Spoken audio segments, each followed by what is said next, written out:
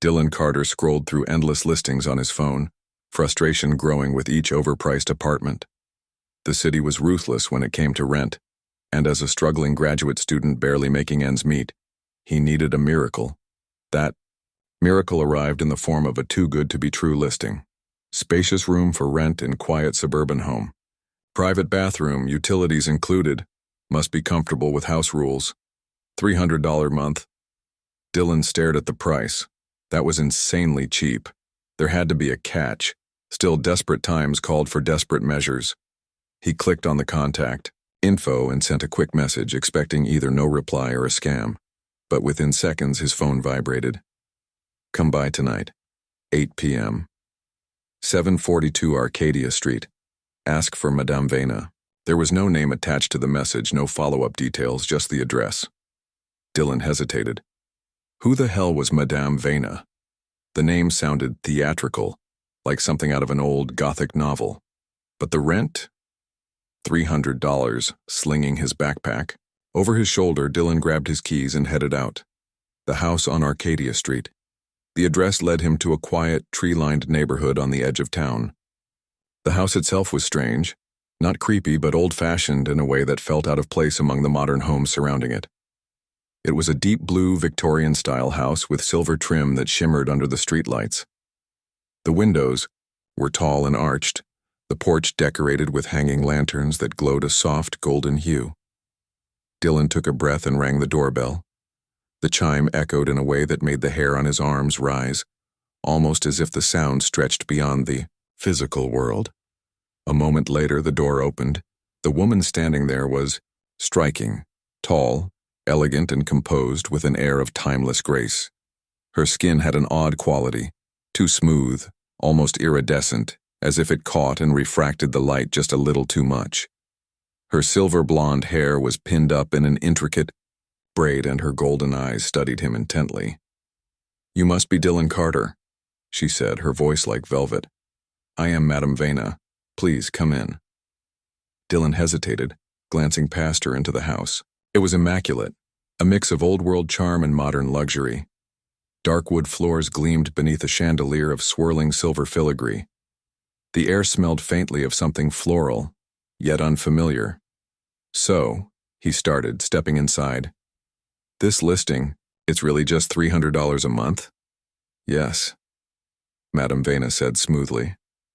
However, there is one condition. Here it comes, Dylan thought. Probably some weird house rule like no meat in the house or must participate in full moon rituals. My daughter comes with the room. Dylan blinked. I'm sorry, what? You will be sharing the space with my daughter, she clarified, tilting her head slightly. It is part of the arrangement. Dylan let out a relieved breath. Oh, like a roommate situation? That's fine. Madame Vena's lips curled in an amused smile. Yes, something like that. There was something off about the way she said it, but Dylan pushed the thought aside. He was too broke to be picky and the house was incredible. I can work with that, he said. When can I meet her? Now. Madame Vena turned gracefully and led him deeper into the house. Meeting Elira. The living room was just as elegant as the entryway, with dark leather furniture and bookshelves filled with old tomes, some of which had titles in languages Dylan didn't recognize. The air felt strange, not unpleasant, but charged like static before a thunderstorm. Then he saw her. Seated in a high-backed chair near the fireplace was a young woman, perhaps around his age. She was stunning, but not in a conventional way. Her features were sharp, almost otherworldly, with golden eyes that matched her mother's. Her hair was silver, shimmering as if infused with stardust, cascading down her back in soft waves. She didn't smile when she saw him. Instead, she studied him with quiet curiosity, as if measuring something unseen. Elira, Madame Vena said gently. This is Dylan. He will be staying here. Elira nodded once. Hello, Dylan. Her voice was soft but carried weight, as if each word was carefully considered. Hey, Dylan replied, shifting awkwardly. So, We're going to be housemates, huh? She tilted her head slightly. Something like that. Again with that weird phrasing, Dylan glanced at Madame Vena. So, just to be clear, we're both renting the space separately, right? I get my own room? Of course, she said smoothly. You will have your own quarters. But Elira will be present.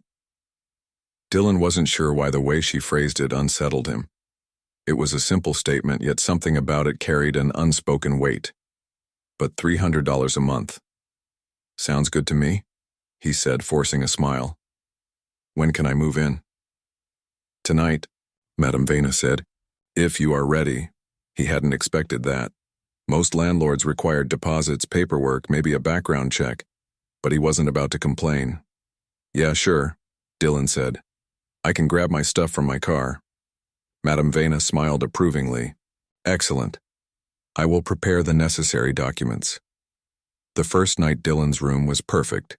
Spacious, with a massive bed, a desk, and even a small balcony overlooking the backyard.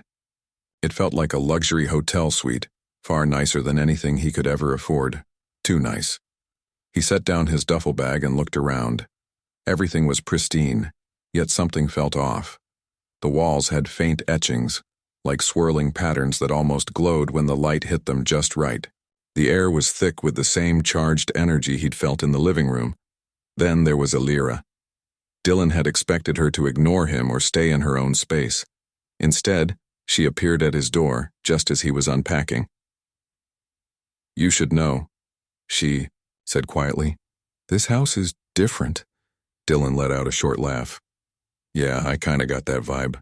She stepped inside, her golden eyes studying him intently. You don't understand, you were chosen. Chosen? Dylan frowned. For what? Elira hesitated. For the first time, her expression softened, and for a brief moment, Dylan saw something he hadn't before. Uncertainty. You will see soon enough, she murmured. Just do not be afraid. And with that, she turned and walked away, leaving Dylan standing there with his heart pounding. That night, as he lay in bed, he couldn't shake the feeling that he had just stepped into something far bigger than himself, something not entirely human. And it was too late to turn back now. Dylan woke up to the sound of whispers. At first, he thought he was dreaming. The voices were faint, like a breeze carrying distant conversations. But as he blinked the sleep from his eyes and sat up, the sound didn't fade. It swirled around him, coming from the walls, the ceiling, everywhere. The room was dimly lit by the soft blue glow of the moon filtering through the curtains. His eyes darted toward the strange etchings on the walls, the ones he had barely noticed when moving in. They were glowing. Dylan's pulse quickened. He wasn't the type to scare easily. But this was weird. He swung his legs over the bed and stood up, rubbing his arms against the sudden chill in the air. And then the whispers stopped. A knock came at his door. Soft, measured, almost hesitant. Dylan swallowed and stepped forward, pulling the door open. Elira stood there, dressed in a flowing dark robe that shimmered in the moonlight. Her golden eyes glowed faintly in the dim hallway. She was barefoot, standing perfectly still, like a statue waiting to come to life. You heard them, didn't you? She asked. Dylan exhaled sharply. Yeah. What the hell was that? Elira studied him for a moment as if deciding how much to say. Then, she stepped past him and into his room. Dylan hesitated before closing. The door behind her, she ran her fingers along the etchings on the wall and the glow pulsed beneath her touch like something alive. They are echoes, she murmured. Echoes of what? Of memories. Of places beyond here. She turned to him. This house is more than just a house, Dylan. It is a sanctuary, a threshold between worlds. Dylan stared at her. Threshold between worlds, he repeated slowly. You mean like paranormal stuff? Elira tilted her head slightly. Not in the way you understand it. My mother and I, we are not from here. Not from this world. Dylan felt a nervous laugh bubbling up, but swallowed it. She wasn't joking. Her expression was too serious. Okay, he said carefully. Let's say I believe you. Where are you from then? Elira hesitated, then lifted her hand. The air between them shimmered, like heat rising from pavement. A ripple formed, expanding outward in a perfect circular wave. Then Dylan saw it. A landscape, vast and endless. A sky painted in shifting hues of violet and silver. Towers of crystalline structures stretching into the heavens. Rivers of light flowing like liquid gold. The vision lasted only a moment, before vanishing, leaving Dylan breathless.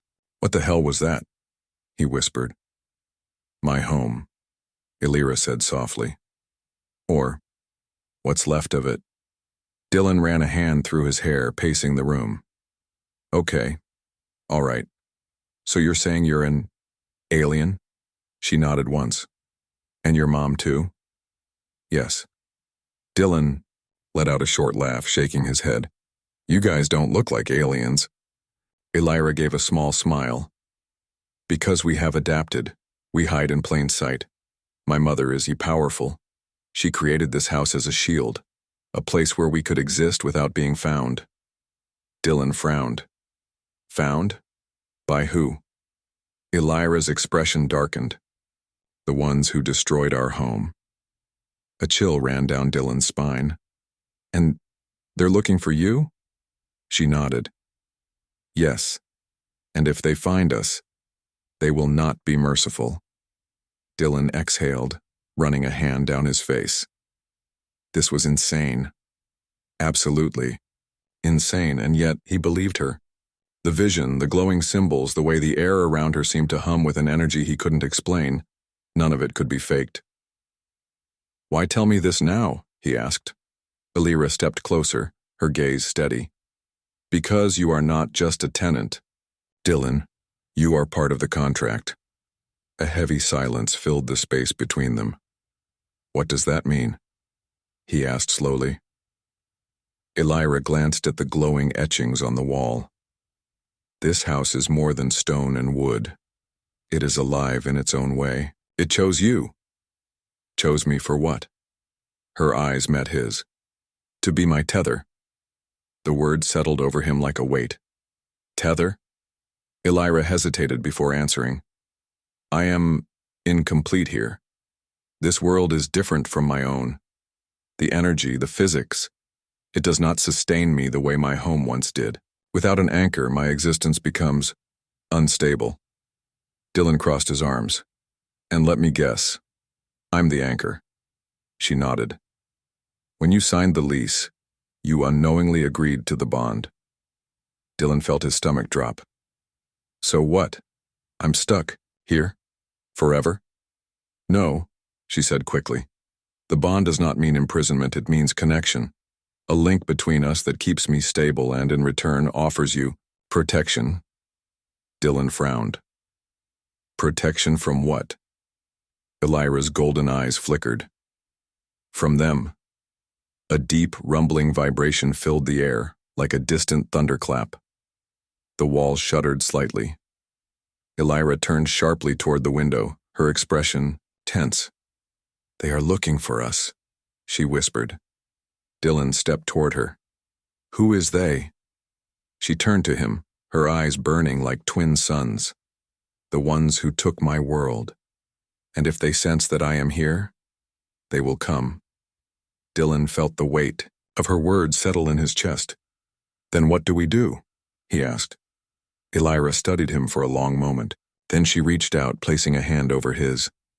The warmth of her touch sent a shiver up his arm. We prepare, she said. Dylan swallowed hard. He had come here looking for a cheap room to rent.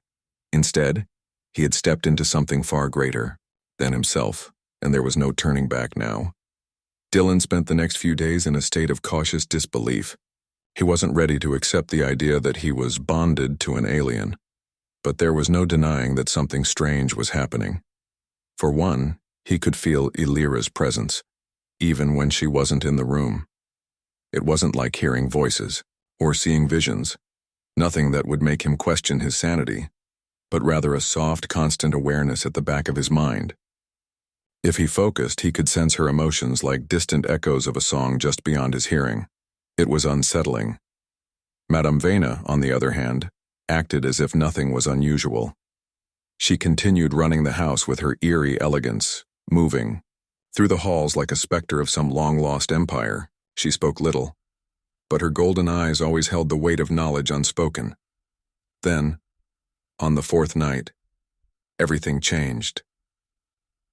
A surge of energy. Dylan was brushing his teeth when a pulse of raw emotion crashed through him like a tidal wave. He gasped, gripping the sink as his vision blurred. His heart raced, his breath shallow. It was like being struck by an unseen force, one filled with confusion, panic, and pain. Elira. He didn't know how he knew, but he did. She was in trouble. Dylan sprinted out of the bathroom, nearly tripping over himself as he rushed down the dimly lit hallway. A strange humming sound filled the house, like the vibration of some unseen frequency. He reached Elira's door and shoved it open. Inside the room was a swirling storm of light and shadow. The furniture floated several inches off the ground, and the glowing runes on the walls burned brighter than ever. In the center of it all was Elira. She was curled in on herself, hovering above the bed, her body surrounded by a shifting aura of gold and violet energy. Her silver hair floated weightlessly around her, and her golden eyes were wide with fear. "Dylan," she gasped, her voice strained. "Something's wrong." He took a hesitant step forward, shielding his face as a sudden gust of unseen force nearly knocked him off his feet. "What's happening?" I can't control it," she whispered. The air crackled with electricity. The house groaned, as if the very walls were resisting whatever energy was building. The runes along the ceiling pulsed in frantic, erratic patterns. And then Madame Vena appeared. She didn't walk into the room. She simply was there. One moment, the doorway was empty. The next, she stood at the threshold, her golden eyes flashing with intensity. "Step back, Dylan," she commanded, her voice as smooth as ever.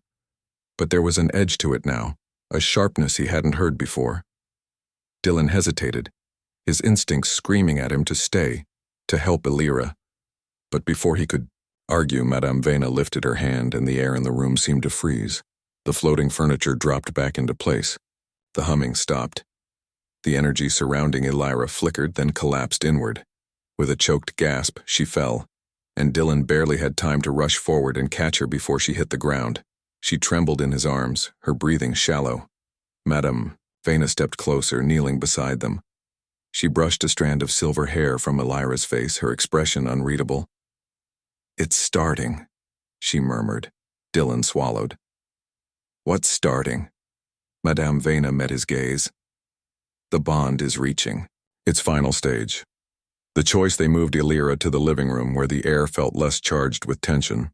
Dylan sat beside her on the couch, his mind racing with everything that had just happened. Madame Vena paced near the fireplace, her movements slow and deliberate. Her body and mind are not meant to exist in this world without balance, she explained. "Until now, the connection between you two has been passive, a link but nothing more." Dylan nodded slowly. "And now?" Madame Vena turned, fixing him with a piercing gaze. "Now the bond must be completed, or she will not survive." Dylan felt the weight of those words settle in his chest. "What does that mean? What do I have to do?" Madame Vena stepped closer. "You must accept the bond willingly. Right now it is incomplete, unstable. If you choose to solidify it, your life force will tether to hers fully. She will stabilize, and you will both be stronger for it." Dylan's hands curled into fists. "And if I don't?" Madame Vena's expression darkened. "Then she will weaken. The instability will consume her. And when she is gone..." She paused. "The ones who hunt us will sense her absence." Dylan's stomach twisted. He turned to Elira. She was watching him, her golden eyes filled with something he couldn't quite name. Fear? Hope? Maybe both. "I would never force this upon you," she said quietly. "But I will not lie. Without you, I will fade." Dylan looked away, his thoughts spinning. This wasn't fair. He had come here looking for a cheap place to stay. He hadn't signed up for interstellar politics, alien soul bonds, or invisible enemies hunting them down. But despite all of that, Illyra was in pain, and he couldn't ignore that. Dylan exhaled. What happens if I say yes? Madame Vena nodded approvingly. The bond will be sealed. You and Illyra will be connected, not just through thought, but through energy itself. You will feel each other's emotions, share strength, and if necessary, you will be able to protect each other. Protect each other from what? Madame Vena's golden eyes flickered. From them, the ones who took our world. If they come, you will need this bond to stand against them. Dylan closed his eyes, taking a deep breath. He didn't know these people. Not really. He had no reason to trust them. And yet, when he looked at Illyra, he saw someone who didn't want to be alone. Someone who was afraid, and he couldn't walk away from that. Okay, he said. Tell me what to do. Illyra let out a breath, and for the first time, he saw something close to relief in her expression. Madame Vena smiled. Then let us begin. The ritual. The process wasn't what Dylan expected. There were no grand displays of magic, no glowing lights or ancient chants. Instead, he and Illyra sat across from each other, their hands clasped. Focus, Madame Vena instructed. Let your minds meet. Dylan inhaled deeply, trying to feel whatever he was supposed to feel. Then suddenly, he was not alone in his mind. A warmth spread through his chest, and 1,000 memories that weren't his flashed through his thoughts. A sky that wasn't Earth's, a voice calling her name in a language he didn't know, a city swallowed by darkness. He gasped, but he didn't pull away, and neither did Illyra. The connection settled, solid and permanent. Dylan could feel her now, completely, and somehow, he knew. Everything had just changed, forever. Dylan expected the bond to feel like some mystical force tying him and Illyra together. Instead, it was deceptively normal, except for the constant awareness lingering at the back of his mind. Illyra's emotions flickered against his like ripples in a pond. He could sense her even when they weren't in the same room, like a second heartbeat just beneath his own. If he focused, he could tell what she was feeling. Right now, she was exhausted. He, on the other hand, was still wrapping his head around what he had just done. You should rest, Illyra murmured, watching him from the couch. Your body is adjusting. The bond takes energy at first. Dylan scoffed. Yeah, well, I'd rather not get ambushed in my sleep by the intergalactic bogeymen chasing you.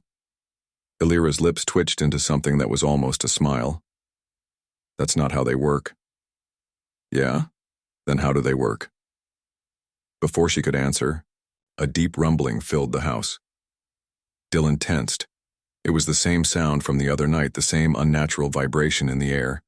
The walls shuddered, and the glowing runes flickered erratically. Then, somewhere in the distance, something knocked. Once. Twice. 3. Time's slow measured. Illyra's entire body went rigid. They're here. Dylan felt a wave of fear surge through their bond and his stomach twisted. He forced himself to stay calm. I thought the house was supposed to keep them out. Madame Vena appeared in the doorway, her golden eyes flashing. It does, she said smoothly. But they have found the threshold. Another knock echoed through the house, this time closer. Dylan's pulse pounded in his ears. What do we do? Madame Vena's gaze swept over him, then Illyra. You must hold the bond steady. If it falters, they will sense the weakness and push through. Dylan swallowed hard. Great. No pressure or anything. Illyra grabbed his wrist, her touch warm and steady. Just focus on me, she whispered. Keep the connection strong. The knocking stopped. For a moment the house was utterly silent. Then the front door exploded inward. The invaders. The force of the blast sent Dylan and Illyra tumbling backward.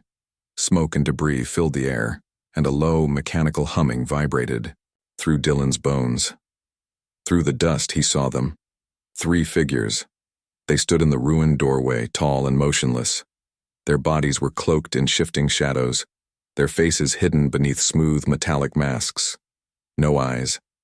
No mouths. Just featureless silver surfaces that reflected the dim light of the house. The air crackled around them. Madame Vena stood between them and Elira, her expression unreadable. "You should not have come here," she said coldly.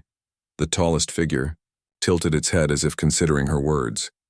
Then it stepped forward. A voice, cold and layered, like multiple speakers crackling in unison, filled the room. "The exile will be returned. Step aside." Dylan's breath caught. He felt Elira's panic. Through the bond, a sharp electric terror curling in his chest. They had come for her. Madame Vena did not move. "You have no power here." The second figure lifted a thin, claw-like hand. The air around them rippled, and suddenly the walls of the house groaned. The protective runes flared a violent red, then dimmed. The shields were failing. Elira gripped Dylan's arm. "They're unraveling the defenses. If they break through," she didn't have to finish. Dylan felt what would happen through the bond. A dark, gaping void waiting to consume her, to rip her away. He clenched his jaw. Not happening. Madame Vena moved first. With a flick of her wrist, the air ignited. A swirling storm of gold and violet energy erupted around her, and for the first time, Dylan saw what she really was. She was not human. Her body shimmered, shifting between forms, like something caught between realities. Her golden eyes burned like dying stars. The invaders reacted instantly. The tallest one thrust out a hand, sending a pulse of black energy toward her. She caught it mid-air, twisting the energy into something else before hurling it back. The second invader lunged, only to be intercepted by a barrier of light. For a few precious seconds, the battle was at a standstill, but Dylan could feel the strain through the bond. They couldn't hold out forever. He turned to Elira. "Tell me what to do." She looked at him, eyes wide with desperation. "We have to fight." Dylan tensed. "How?" "I don't exactly have alien superpowers." "You do now," she whispered. "The bond isn't just a connection, Dylan, it's a conduit. You can channel my energy. You can use it." He barely had time to process that before the third invader moved straight for them.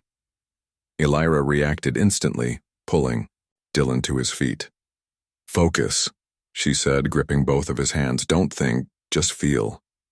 Dylan squeezed his eyes shut, and suddenly the bond flared to life. A rush of power surged through him. Golden light crackled over his skin. His body hummed with something otherworldly. The invader lunged. Dylan threw out his hand, and a blast of energy exploded from his palm, sending the creature flying backward into the wall. His eyes widened. "Holy, no time!" Elira shouted. "They won't stop." The first invader vanished in a blur of shadows, only to reappear behind Madame Vena, a blade of pure darkness forming in its hand. Dylan moved without thinking. In a flash, he was there, faster than he should have been.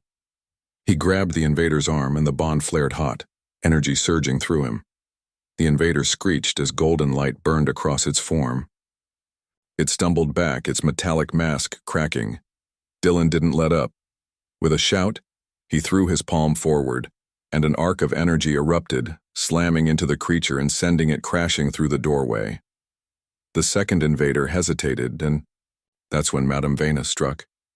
With a flick of her wrist, she sent a pulse of violet energy rippling outward.